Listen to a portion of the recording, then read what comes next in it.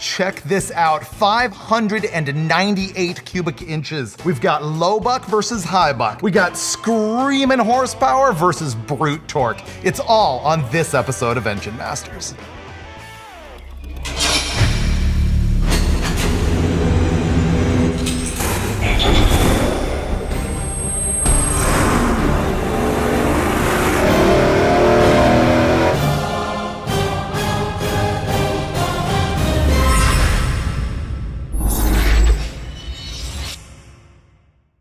This is Engine Masters presented by AMSOIL, and this is another one of those episodes where I am personally completely stoked because this is gonna be cool. I've got a 598 cubic inch short block, and we're gonna show you two completely different combinations on it. One of which is like low buck and super low end torquey, and the other one which is high buck and has horsepower that you will not believe for an engine with a 10-to-1 compression ratio. All right, let's give you the big picture here. This is a big block Chevrolet. They came out in 1965. They're still super popular for drag racing, great for trucks. You see them in a lot of Chevelles and Novas and things like that. But the days of having a 454 big block and thinking you're cool are kind of waning. Let's be honest, it's over. Because everybody's got a 496 or a 540 or a 555. Not everybody has a 598. Now, what makes this thing cool is that it is a short block that you can buy out of the box with a warranty from Blueprint Engines. It's a new product. I talked them into making. They had this 598, 725 horsepower crate engine, but by selling just the short block, it means that you can use the cylinder head package that you want to do and make it cheap or high end, like you'll see in this episode. What makes the 598 great is that it is a low deck block. It's a stock production block deck height. It's 9.8 inches. Often if you're shopping for huge cubic inches in a big block Chevy, like a 572 or a 632, it's a tall deck, 10.2 inches. The problem with that is you can't use the parts off of your existing big block. You need to buy a different intake manifold. They often take different headers. It doesn't fit in the car as good. You're not gonna fit a brake booster, stuff like that. Whereas this one will take all your stock components. Here's what I've done. The camshaft is a super cheap hydraulic flat tappet. It's a Comp Cams XE274. The cylinder heads are a regular production Chevrolet iron rectangle port. They came off a Gen 5 crate motor. There's nothing special about them. Go to the swap meet, you're a chump if you pay more than $500 or $800 for them. The intake manifold is a used Edelbrock Performer RPM dual plane, and up top, I also went to the bottom of the budget pile. The Brawler line of carburetors is a new thing from Holley Performance, and they're Chinese parts. They're assembled and tested in the United States. They're just like a Holley configuration. This thing at Summit is $415, which is like half the price of the carburetors we normally use. This one's an 850 double pumper, and we've been pretty happy with it. So that just makes a really low buck way to put together a pretty impressive engine. The problem is it's strangling airflow and it's not gonna make killer horsepower, but I think it's gonna be incredibly impressive on the torque curve. So now we gotta go hang the thing on the dyno, lube it up with some AMSOIL, and find out if I completely fumbled this or if I am a hero with this low buck combo. What do you think? We'll find out right now. In this episode, we're gonna build this engine into two radically different combos. And one of my points is to show you that you can buy a short block like this and do all kinds of different things with it, but that doesn't mean you're gonna use the same oil. And this time I've got a three-way cocktail of AMSOIL to tell you about. First of all, our base combination has a flat tappet camshaft in it, so you have to break it in with break-in oil, and that's what this AMSOIL product is right here. We've actually already done that, but I wanted to make sure that you did not forget that that is a critical step. Now, in the first combination here, this thing is gonna be running at pretty low RPM. It's gonna be like a typical hot rod engine that you would just use on weekends and things.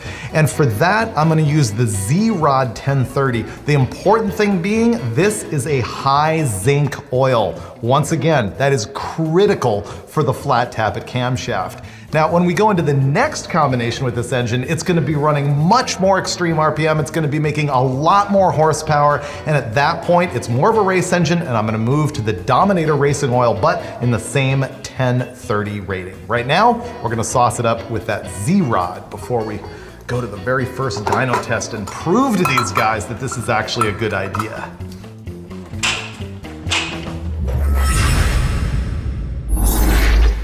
Have you ever run anything like this?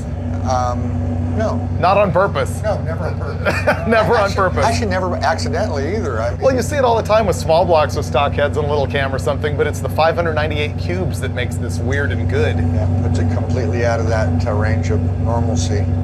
What's your opinion? I'm gonna wait and see, I think. Okay. Yeah. That's probably the smart thing to do. I'm going to reserve Say- commentary until I see it. What that really means is, I don't know. Yes. You look like you really like it, Brule. Watch this. Run it.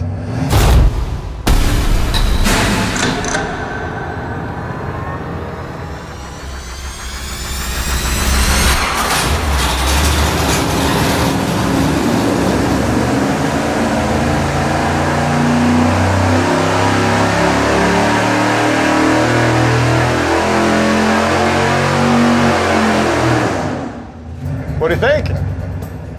What did it make peak? I didn't look at the horsepower number. Roughly 715 pound-feet and 540 horsepower. Wow. Look at this. It's making peak horsepower at 4,700 RPM. Wow.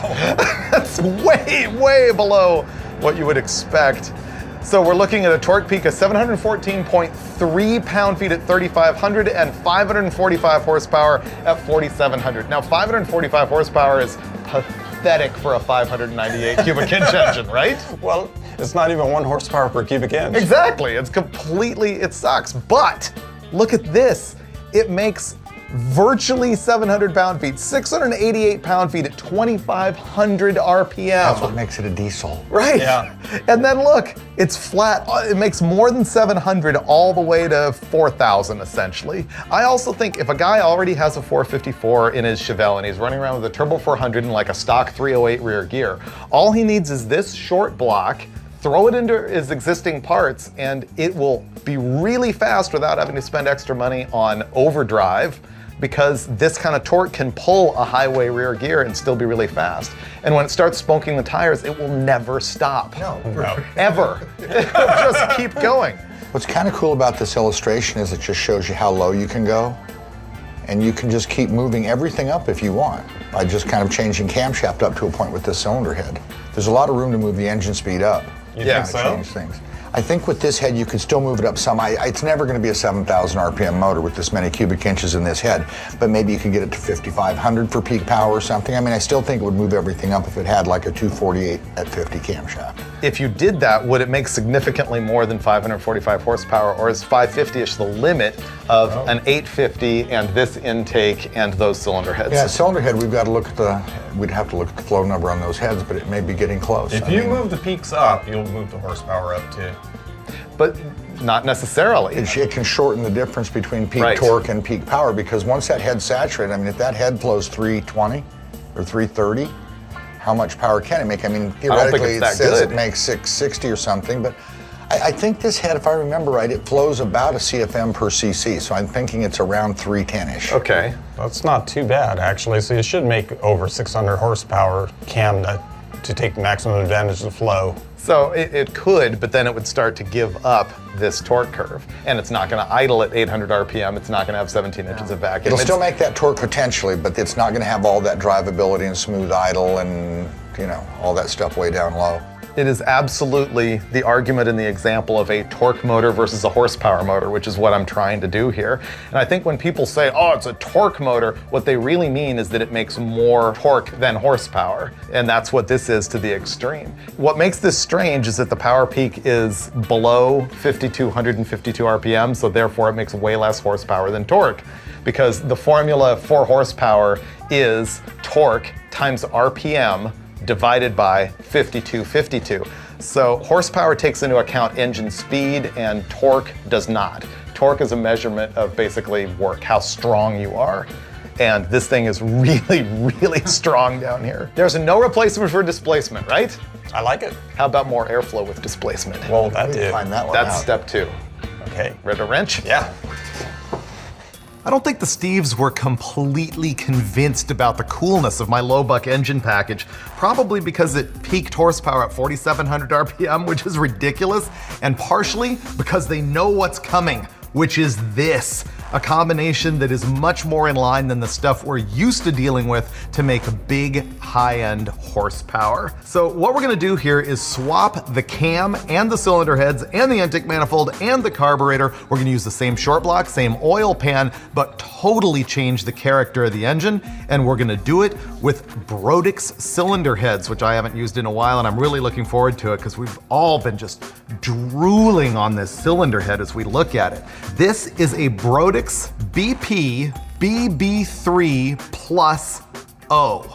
Now the O means that it is an oval port. If you look at the shape of this port, it's not a perfect rectangle like a conventional big block Chevy rectangle port, but don't let that fool you, because those heads that we just tested, the iron ones, they're like 310 or 312 cc's volume on the inlet runner. These are 365. This head is advertised to flow 450 CFM at 800 valve lift. That's ludicrous for what this is. It has a 2.350-inch intake valve. And the CNC port work on this thing looks amazing. It'll take 800 thousandths lift from the factory. Now, what makes this so cool though, is that it uses a conventional valve train. Many times when you're shopping for big end trick big block Chevy heads, or for any race engine, they require a dedicated shaft rocker system. This one does not. As a matter of fact, we're gonna use the same Crane Gold rockers that we use on the other combination. So that's cool.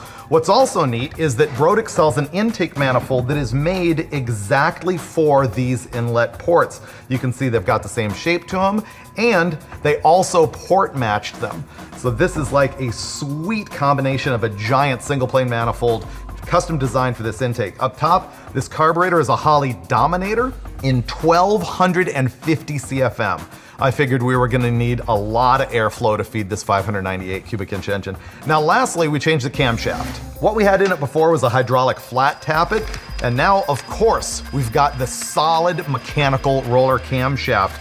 It is from Crane. It's a custom grind cam specified by Steve Brule, and so you can't just get a catalog part number for it. You have to order it special. If you want to duplicate our combo, this is an R-274/4334-2S-10. Now that 10 means it's on a 110 degree lobe separation angle. The duration at 50 thousandths tap at lift on this thing is 274, 284, and the lift is in the neighborhood of 0.730 inches. So it is a pretty big, healthy Crane solid roller camshaft in this thing. So now you know exactly what our engine combination is here. You can duplicate it yourself. The question is, do you want to? Well, we'll find out when we look at the horsepower numbers, and I gotta tell you, we have one Achilles heel. That is the compression ratio.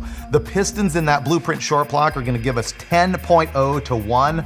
Honestly, we've all talked about it. We'd like to see 11.5 to 1 with this deal to run on pump gas, but I think it's still gonna be really strong. We won't know until we go in the cell, bolt all this stuff to the 598, and make a pull in anger and cross our fingers for 800 plus horsepower.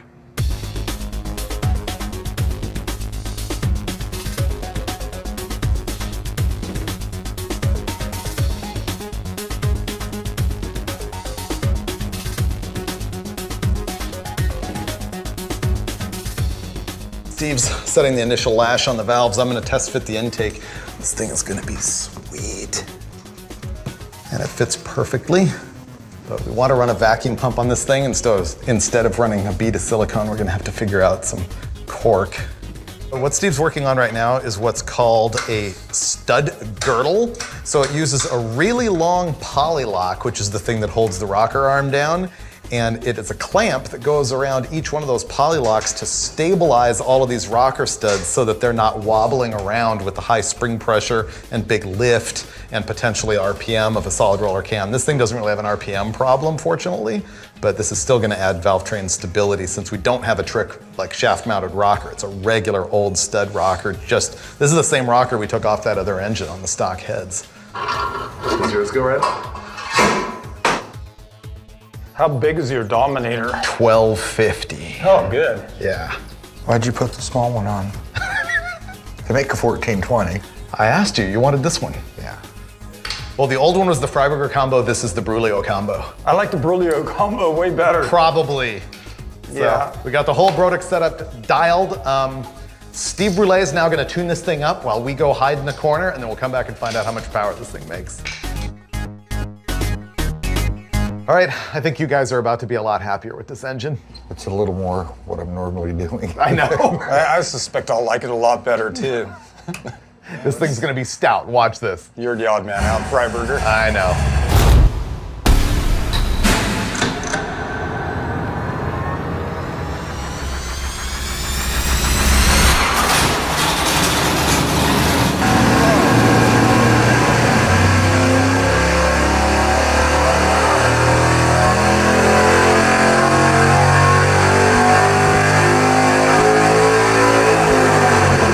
That's more stout than I expected by quite a bit.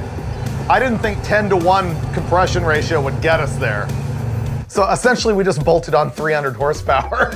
That would be a cover blurb. Yeah, I know. Not even essentially, we did just bolt on 300 horsepower. Almost exact, actually a little better than 3. So this thing just made 774.9 pound-feet of torque, and up top, 853 horsepower at 6,300 RPM. Now, what blows my mind actually is how much more torque it made than the small combo. It just bumped it up. But look how flat it is. What's it making down here at 4,500? About 774. Yeah, 762. Yeah. So a lot of people will look at that, I think, who are not familiar with these types of things and go, oh, well, this made more torque, so this is more the torque engine. But the whole key is the RPM range at which it happens.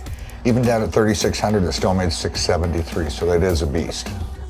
So that's the overlay of the iron heads versus the Brodix top end combo. These red lines down here are what we did with the tiny camshaft and stock heads. And look at that. That is what's going on. But this is a real visual that tells you that even though this is making way more torque, I think when people think of a torque motor, they're thinking of torque that is easily drivable at low RPM at throttle Torque position. at lower engine speeds, not at max output of torque.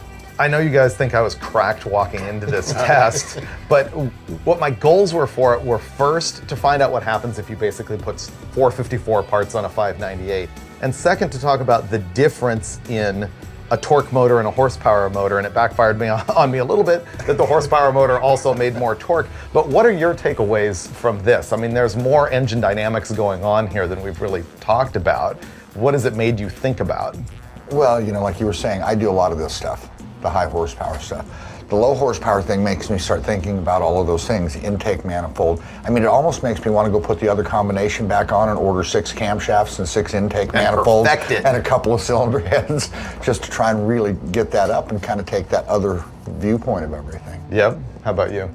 It tells me that the torque motor thing is just bogus. Guys will talk about, oh, it's a torque motor when they don't make any horsepower, but torque is horsepower and RPM. Like you'll see guys with a 6-cylinder saying, oh, well, it makes a ton of torque, but it really doesn't. The inline 6 is better than the V8 for torque. Yeah. It's not. Which one makes more torque? I mean, our high horsepower engine makes more torque because it takes a lot of torque and RPM to make that kind of really good horsepower, so. Yeah. I think the one really obvious thing is cubic inches make more torque. Well, there is no replacement for displacement. Exactly. And oftentimes when we say something like that online, people go, yes, there is turbo. Well, what happens when you put a turbo on this? Yeah. Put 15 pounds on this and there's 1,400 pound-feet of torque. But let's talk about the diminishing returns of displacement also. In other words, friction. The piston speed in this thing is ridiculous because of that 4.5-inch stroke. It starts to take its toll, particularly in higher engine speeds. I've seen combinations of 632s where 615 with a little shorter stroke actually made more horsepower and less torque because of the friction losses in the longer stroke. So gas mileage, that's another one. Yeah. Tow rig thing. I mean, it's just not gonna make the mileage a diesel does. And it tells you that you are obligated to spend a lot of money on cylinder heads if you really want to be somebody, as this is evidenced. I mean, that's iron head versus pretty high-end trick stock valve arrangement big block head. Yeah, that's a standard 24-degree head, bolts on like most stuff, but boy, is that a really nice cylinder head and intake combo. Sure. But to conclude the whole thing, I guess my takeaways are one short block can really do it all. People think that you got to be really specialized to make kind of 800 horsepower. The same short block does that. And yeah, I guess if you're making the lower end power, you could save a lot of money with a cast crank, high protected pistons, all that other kind of stuff. This has all got forged good parts in it, but there's nothing inherently different about the short block between low horsepower and high, when you're dealing with a 598. And just to lock down this point, we're actually running this thing on Rocket brand 91 octane fuel. Made 850 horsepower and 775 pound-feet on Rocket brand with an engine that I would argue anybody can slap together, because you buy that short block from Blueprint, you get that top end from Brodix, and it runs. It's all there. It's available to bolt on. Well, it's a weird episode, but it's still one of my favorites because I still dig this little motor. I like the 598. It's a big block. Yeah, the 598 is just all win. There's no downside. So Steve, how do you like my iron head combo? Man, I don't want you to take this as criticism, because I really mean it, but I mean for a dump truck or a garbage truck or something like that, it's really, really good. All that torque. I know it's a little hard to actually stand up for it sitting in front of this 850 horsepower at 10-to-1 compression. This is brilliant. I really like this combo a lot. I know it. I'm thinking these heads are really good. I know, the whole thing is, it worked together really well. The single plane didn't kill bottom end torque. And as a matter of fact, how can it? It's 598 cubic inches. Which brings me to the next thing. I mean, let's talk about torque, because that's always a topic people talk about. Oh, my engine makes a lot of torque, usually when it's a dud on horsepower. Well, and that's actually what I wanted to get into when we even did this episode, is the whole horsepower versus torque conversation. And I think it's, again, people don't understand what you just said. A torque motor is an engine that makes more torque than horsepower, like my iron head combo. Right. But you can make more torque with a killer race motor like this. It's just at higher RPM where you don't want to deal with driving it every day. Yeah, horsepower is torque and RPM, so. Well, torque is horsepower. Yeah. Times RPM divided by 5252. Oh, thanks for educating me. Okay, so Brule wants to turn this into 900 horsepower on pump gas. That's practically there. I know it. A little more compression, a little more cam, and you've got 900. Maybe I think he can do it. Carb spacer. And if we do, what do you think's gonna happen? You'll see it on a future episode of Engine Masters. Not bad, Dulcich. Yeah, You really? forgot one thing. What? Presented by AMSOIL. See? Oh yeah. Gotta That's go why you're a there. pro. I'm the sidekick. Oh yeah. Yeah. I pay the bills. The engine, character, the fact that it idles really slowly with a lot of vacuum, it's super smooth, it's just totally drivable. That's like the not so pretty girl that you can live with, right? What's so not so pretty about it? I like it. I mean, yeah, she's got all that friendly torque and all that, and easy to live with, but just not that exciting.